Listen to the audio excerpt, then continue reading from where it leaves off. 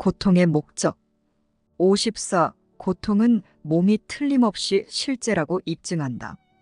고통은 시끄럽게 덮어 감추는 음성으로서 그 비명소리는 성령의 말을 너의 의식으로부터 차단한다.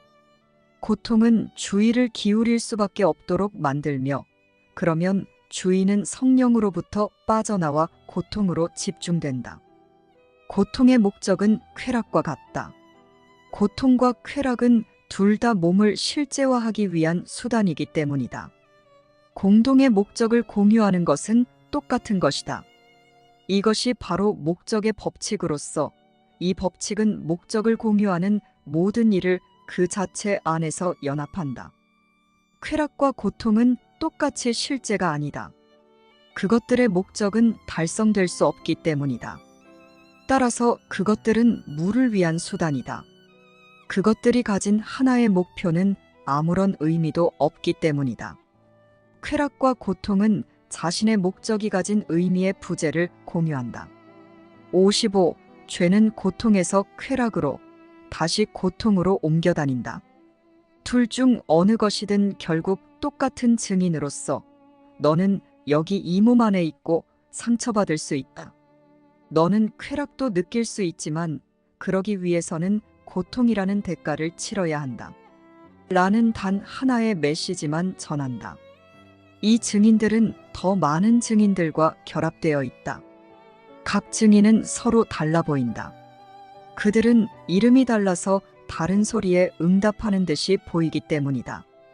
이 점을 제외하고 죄의 증인들은 모두 같다. 쾌락을 고통이라고 불러라. 그러면 그것은 해칠 것이다. 고통을 쾌락이라고 불러라. 그러면 쾌락 뒤의 고통을 더 이상 느끼지 못할 것이다.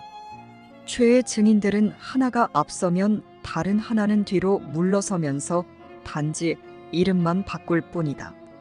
하지만 무엇이 앞에 있든 아무런 차이도 없다. 죄의 증인들은 단지 죽음의 부름만 들을 뿐이다. 56. 그 자체로는 목적이 없는 이 몸이 너의 모든 기억과 희망을 담고 있다.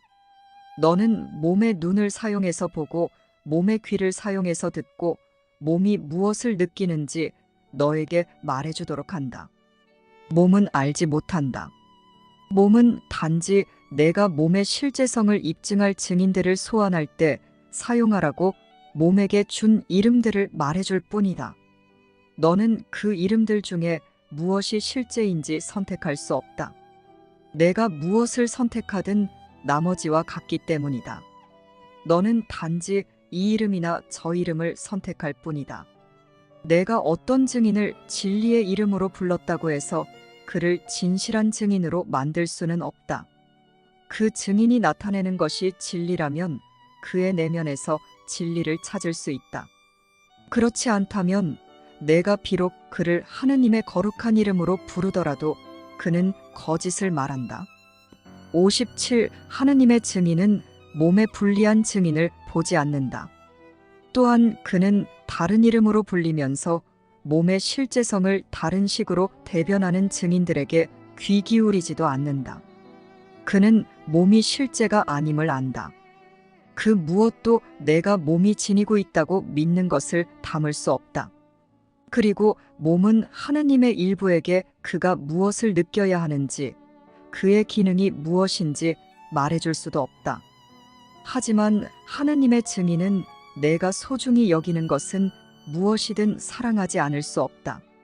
그래서 그는 몸의 죽음에 대한 증인 하나하나에게 죽음을 모르시는 분 안에 있는 너의 생명에 대한 증인을 하나씩 보내준다.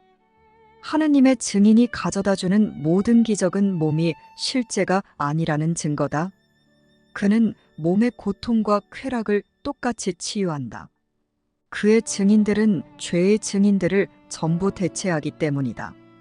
58. 기적은 죄의 증인들이 불리는 이름들을 전혀 구분하지 않는다. 기적은 그저 그 이름들이 나타내는 것은 아무런 결과도 없음을 증명할 뿐이다. 기적이 이것을 증명하는 이유는 기적 자체의 결과가 죄의 결과의 자리를 차지하러 왔기 때문이다. 내가 너의 고통을 불렀던 이름은 중요하지 않다. 그것은 더 이상 없다. 기적을 가져다주는 성령은 죄의 증인들이 불리는 모든 이름들을 하나로 지각하고는 두려움이라는 이름으로 불렀다. 두려움이 죽음에 대한 증인이듯 기적은 생명에 대한 증인이다. 기적은 그 누구도 부정할 수 없는 증인이다. 기적은 기적이 가져다주는 생명의 결과이기 때문이다. 죽어가는 자가 살아나고 죽은 자가 일어나며 고통이 사라진다. 하지만 기적은 단지 그 자체를 위해 말하는 것이 아니라 그것이 나타내는 것을 위해 말한다. 59. 사랑 또한 죄의 세상에서 상징들을 갖고 있다. 기적이 용서하는 이유는 기적은 용서 너머에 있는 참인 것을 나타내기 때문이다. 기적이 무효화하려는 법칙에 기적 자체가 속박된다는 생각이야말로 얼마나 어리석고 제정신이 아닌지. 죄의 법칙에는 다른 강점들을 지닌 다른 증인들이 있는데 그들은 다른 고통들을 입증한다. 하지만 세상을 축복하려고 기적을 보내주는 성령은 살짝 찌릿한 고통과 하찮은 세속적 쾌락, 죽음의 모진 고통도 단지 하나의 소리로 여긴다. 그것은 치유의 요청이며 비참한 세상에서 도움을 요청하는 애처로운 울음소리이다. 기적은 바로 그것들의 똑같음을 입증한다. 60. 그것들을 달리 부르는 법칙은 파기되어 그 무력함이 드러났다. 기적의 목적은 이것을 성취하는 것이다. 하느님은 기적이 스스로 증언하는 것에 대한 증거 능력을 보장해 주셨다. 죄의 법칙이 아닌 기적에 대한 증인이 되어라. 너는 더 이상 고통을 겪을 필요가 없다. 그러나 내가 치유될 필요는 정녕 있다. 세상은 고통에 빠져 있느라 자신의 구원과 해방에 귀 기울이지 않기 때문이다. 60일 세상의 부활은 내가 치유되고 행복해져서 세상이 치유되었음을 입증하기만을 기다리고 있다.